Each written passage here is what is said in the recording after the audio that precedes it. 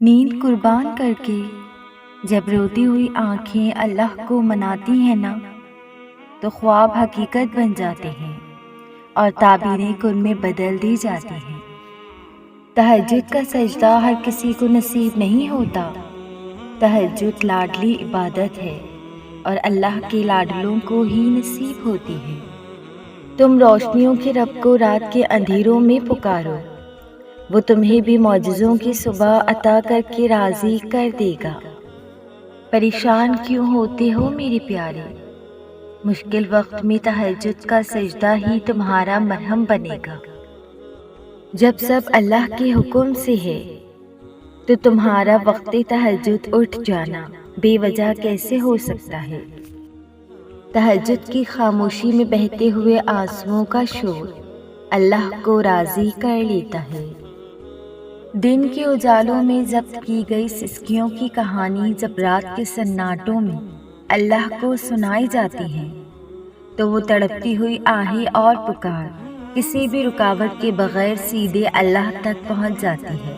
جب رات بھر تمہاری آنکھوں میں نیند نہیں اترتی اور تم بے سکونی کی حالت میں اپنے خالق کے روبرو سجدہ کرنے لگتے ہو، وہی ایسا لمحہ ہوتا ہے جب تم اس کی محبت کو سانس سے بھی زیادہ اپنے قریب پاتے ہو۔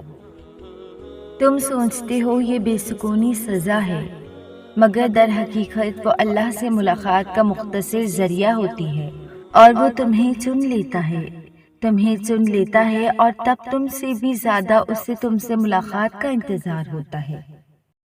اور جب تم دنیا کو چھوڑ کر اس کے پیچھے بھاگتے ہو تو وہ تم سے بھی زیادہ تیزی سے بھاگ کر تمہاری جانب آتا ہے۔ تم ایک دفعہ اس کو پکارتے ہو تو وہ 100 دفعہ تمہاری پکار کا جواب دیتا ہے۔ تم اسے چند لمحوں کی محبت دیتے ہو اور وہ تم پہ ساری زندگی کے لیے اپنی محبت نچھاور کر دیتا ہے۔ پھر وہ تمہاری بے سکونی کو ہی ایسے سکون کی وجہ بنا دیتا ہے کہ جو نہیں ہونا ہوتا وہ بھی ہو جاتا ہے۔ درد سے ہی اللہ کی پہچان ہوتی ہے، اور یہ تڑپ ہی ہے جو تمہیں تہجد تک کھینچ لاتی ہے۔ وہ محبت ہی کیا جس کو رات کے آخری پہر رو رو کے اللہ سے نہ مانگا گیا ہو، اور جسے اللہ کی محبت مل جائے اسے پھر دنیا میں کسی محبت کی ضرورت نہیں رہتی کہ تہجد کی دعاؤں کا دگنا صلہ مل جاتا ہے۔ کوئی کیا مانگے پھر جسے خدا مل جاتا ہے۔ اور اگر چاہتے ہو تمہاری سب دعائیں قبول ہو جائیں تو تہجد پڑھا کرو اور اللہ سے اپنے دل کی بات کیا کرو۔ اس وقت اللہ ہمارے بہت قریب ہوتا ہے۔ جو آنسوؤں کی زبان سے مانگتے ہیں نا اللہ پاک سے، پھر وہ خالی